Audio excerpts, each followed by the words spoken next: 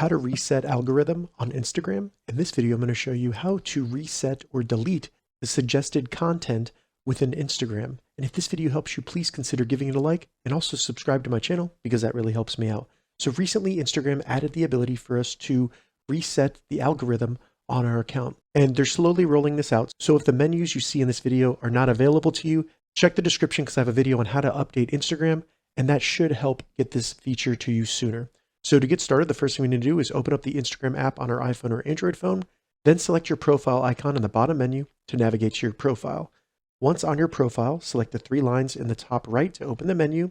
Then in the menu, scroll down until you get to the section labeled What You See and select Content Preferences. Once in Content Preferences, select Reset Suggested Content. It'll give you some information about what that means. Go ahead and select Next. From here, select Reset Suggested Content, and then confirm you want to reset your suggested content by selecting Reset Suggested Content one more time. Once you do that, you will have reset the algorithm on Instagram. If this video helps you, consider giving it a like and also subscribe to my channel. Thank you so much for watching.